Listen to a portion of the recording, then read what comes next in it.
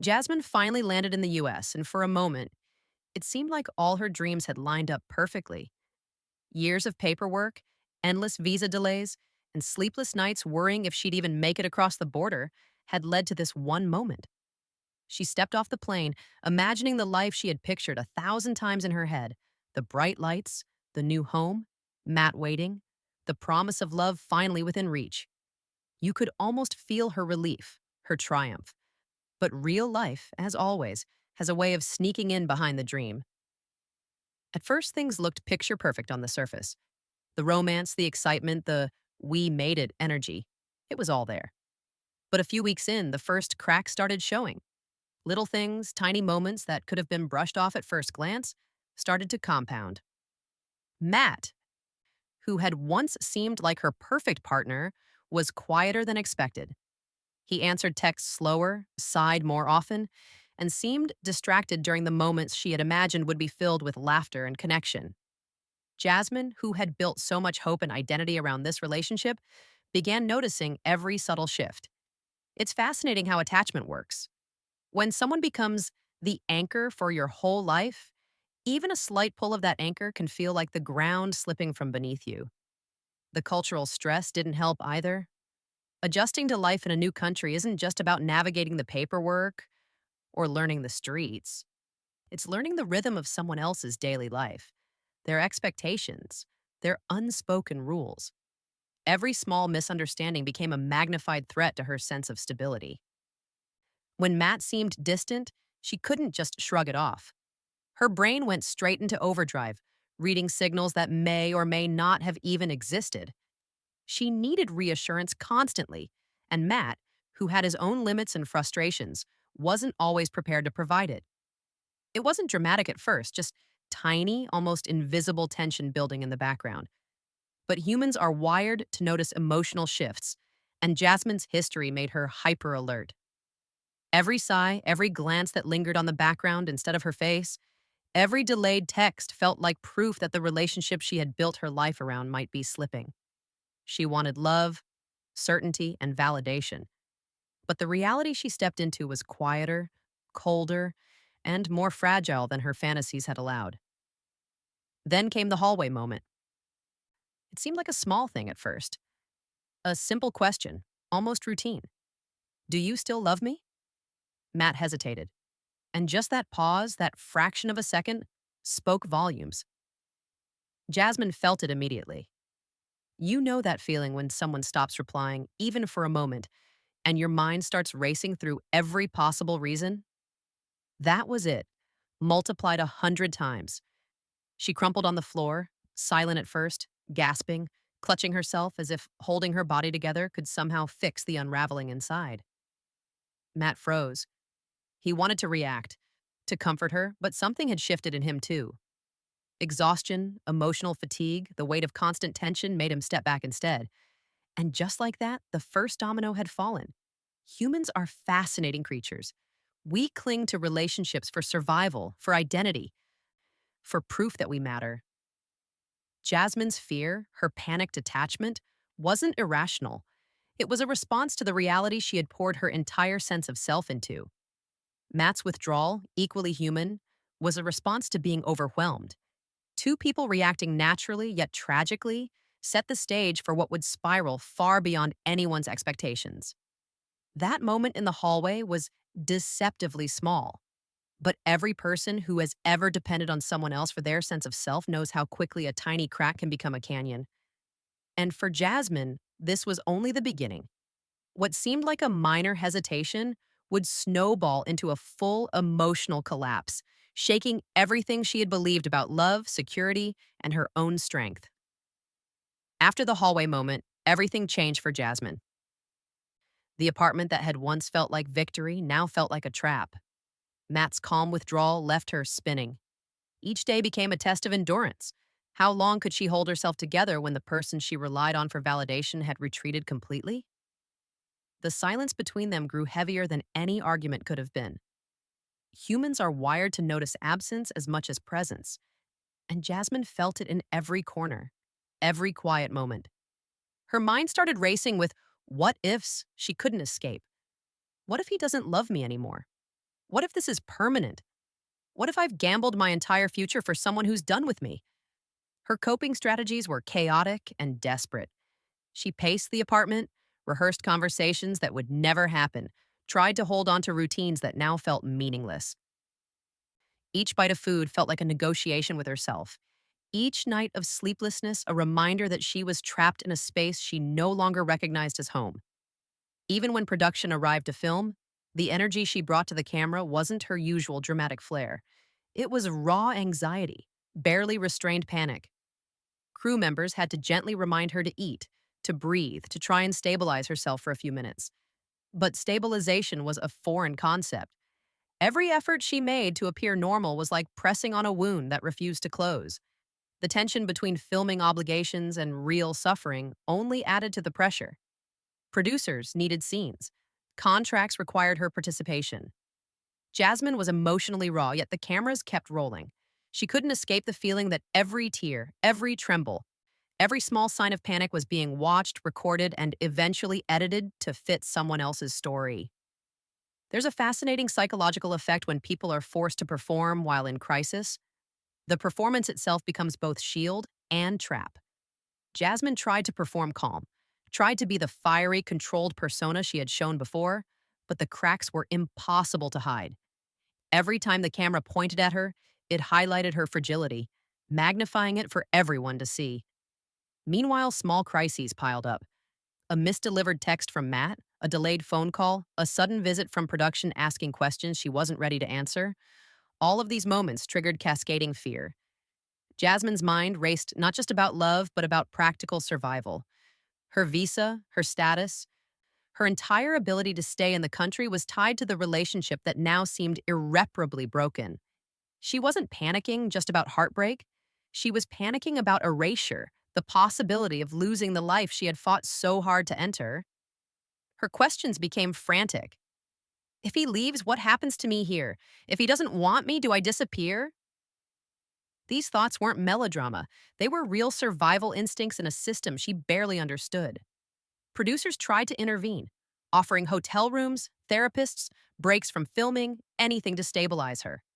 Jasmine refused most of it. The only person she wanted to help her was gone. Everyone else felt like a bandage on a wound too deep to touch.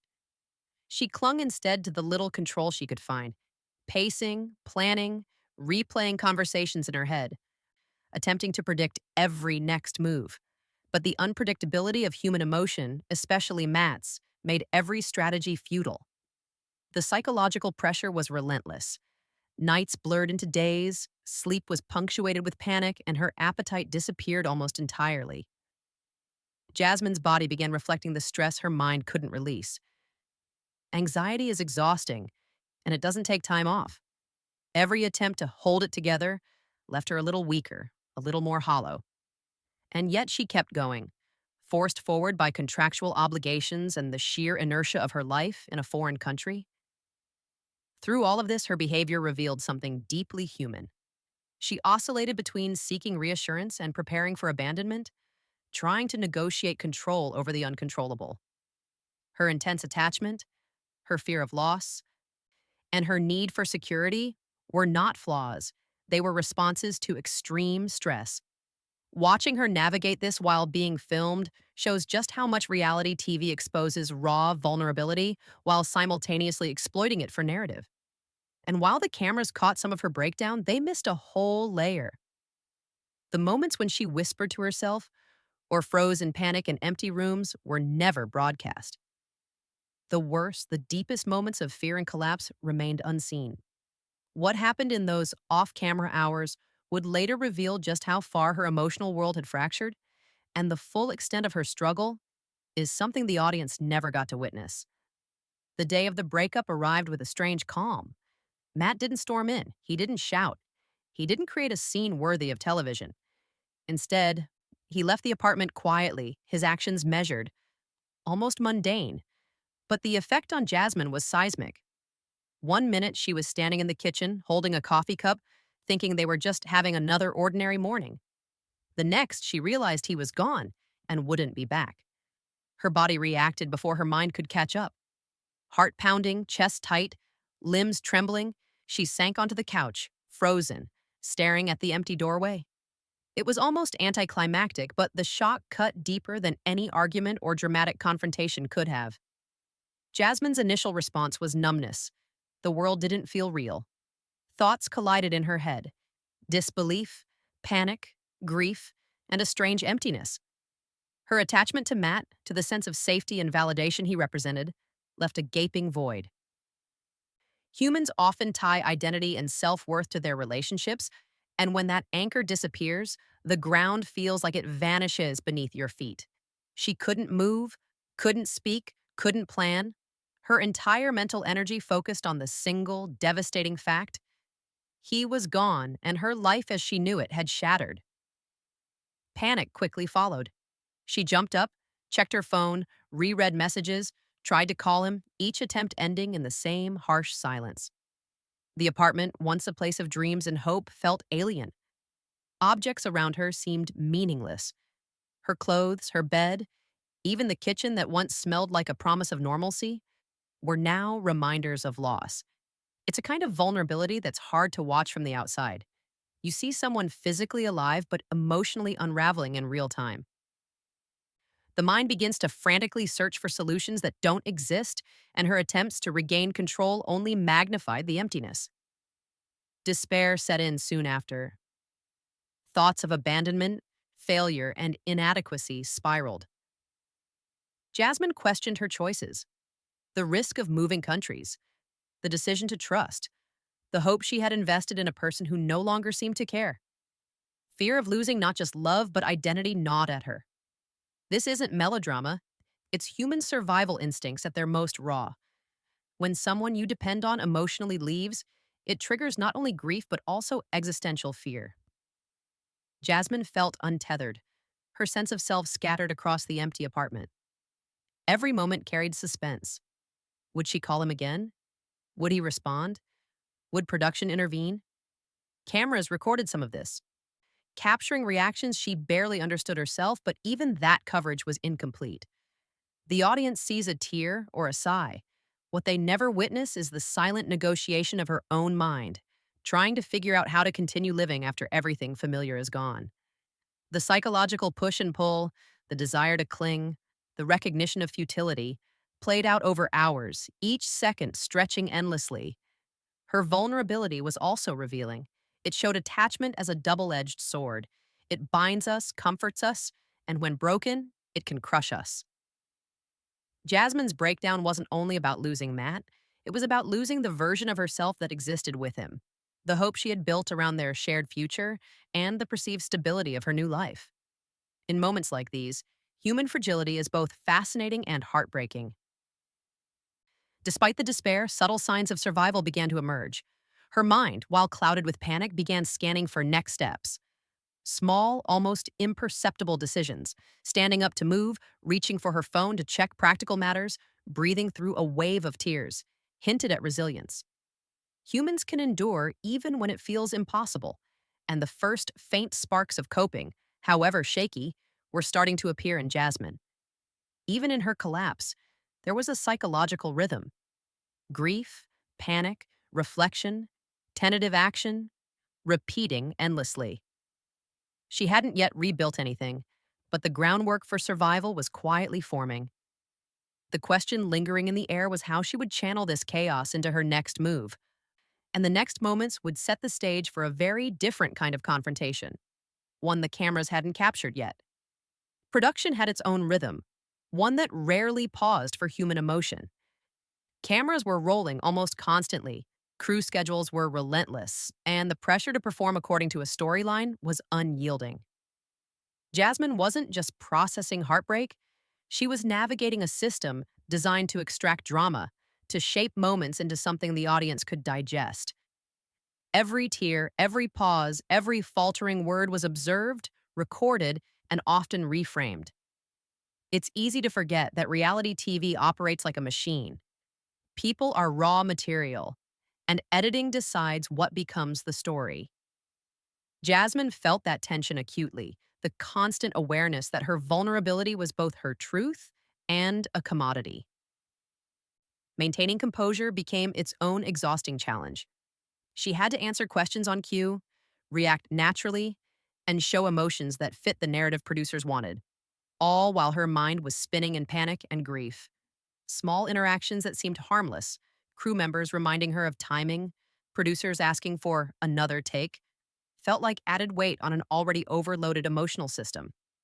She wanted to disappear, to sit in silence, yet disappearing wasn't allowed. Cameras followed, lights followed, and her own instincts to retreat collided with contractual obligations and story driven imperatives.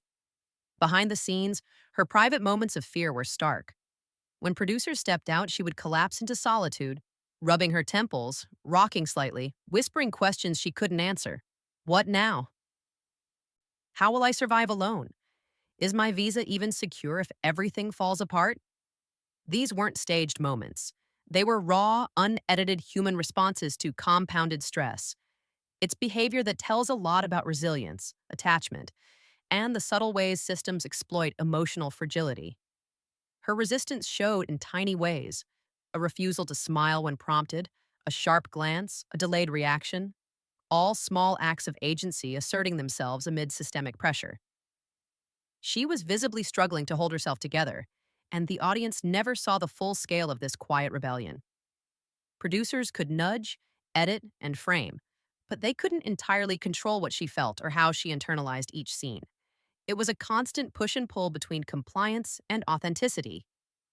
This layer of tension, the mix of personal heartbreak and professional expectation, added psychological complexity to her journey. Jasmine's experience highlights a systemic pattern. Reality TV thrives on emotional exposure while offering minimal real support. It's a delicate balancing act for participants who must be both themselves and a character shaped by network priorities. And yet, within these pressures, a subtle shift began to emerge. The moments when she questioned, hesitated, and silently resisted hinted at something deeper, an inner reckoning waiting to surface. The next stage of her journey would show Jasmine confronting reality on her own terms, beginning to reclaim a sense of control even as the cameras kept rolling. After leaving the apartment that had become a silent reminder of everything she'd lost, Jasmine found herself in a small, shared room that offered nothing luxurious but everything necessary: space to breathe, to think, and to just be. It wasn't glamorous, it wasn't staged, and it certainly wasn't part of any storyline, but it was hers. Finally, she could sit without pretending, lie down without performance, and let her thoughts catch up with the whirlwind around her. In that quiet, she began to reflect, not just on Matt or the breakup, but on herself, who she had been, who she had allowed herself to become, and who she wanted to be next. She started piecing together the subtle patterns that led her here: how reliance on someone else's love had become a measure of her own worth, how hope had turned into pressure, how dreams can feel like cages when they're tied too tightly to another person. There's something human in that moment. Everyone has a point where the mirror reflects not just your face, but your choices, your fears, and the gaps you've let others fill for you. Jasmine's reflections weren't about regret, they were about clarity. And sometimes clarity comes slowly, after days of numbness and nights of panic. Even in the mess of heartbreak, there were flashes of humor and insight. Watching herself react, she noticed patterns of overthinking, chasing validation, and giving away agency. I let someone else hold my map, she thought, half amused, half exasperated, realizing she had been navigating life according to someone else's directions. It's relatable in a painful yet slightly funny way. How often do we confuse attachment with identity, or patience with endurance? Over time, she began reclaiming small pieces of control. Simple routines, small decisions, tiny acts of self kindness. They weren't dramatic, they weren't viral content, but they mattered. They were the building blocks of recovery, of rediscovering strength that didn't depend on approval or on a partner's presence. She was beginning to reclaim herself, learning that resilience doesn't always roar, it often whispers. And in that whisper, the next chapter of her life was quietly taking shape, leaving the audience wondering what comes after the storm.